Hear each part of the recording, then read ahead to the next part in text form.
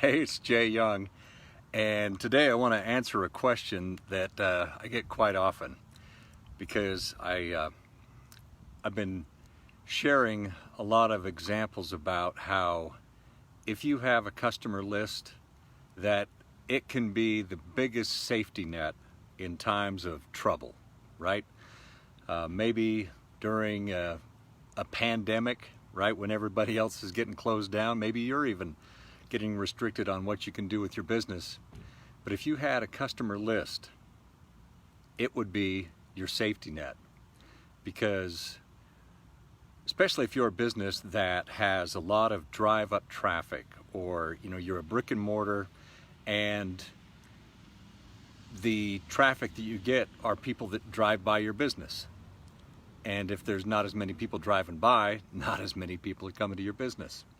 So yeah, if you had that customer list, you could present them offers, you could stay engaged with them, and what would be a downtime for everyone else could be a time for thriving for you. But the question comes, I've had people say, well, I've got 500 people on my customer list, and I sent them out an email with an offer and nobody responded. Nobody bought anything. So when I followed up a little bit on those type of questions, I said, well, so with this 500 people on your list, how often do you actually correspond with them? How often do you engage with them? What kinds of things are you doing to engage with them?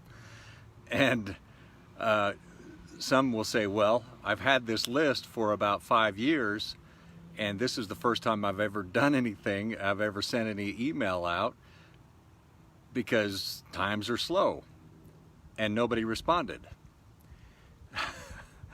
And it does kind of seem silly, but imagine if you had, well, I'll say, imagine if you're a child, because this one kind of hits home sometimes, and they're, maybe they're kind of off on their own for the first time, and they never call, right? They never text you, they never do anything, and the only time you ever hear from them, they want something. It's good to hear from them, right? Don't get me wrong, but when it's like you're a little less likely to help out. Maybe you might give advice instead of actual help at that point. But that's exactly what you're doing to your customers. You just say, hey, I've got this big list. I'm just going to fire out some big fancy offer, and they're just going to jump at it. That's not the way it works. So if you want to learn more about how to cultivate your list and make your list actually work for you and be that safety net that I was talking about, that's what we do with our customer reignition blueprint. Step-by-step process, shows you exactly what you need to do in order to stay engaged with your list, what to do if you have a list that you haven't engaged with for, say, 5 years, a year, 60, even 60 days. That's what this is all about, the customer reignition blueprint. And I'd love to let you try it out.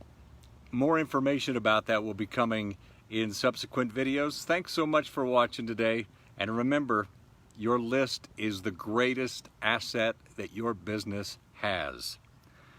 Think about that for a minute. Your list is the greatest asset your business has, but it's only as valuable as your relationship to that list. So to your success, that's what it's all about. I'm Jay Young.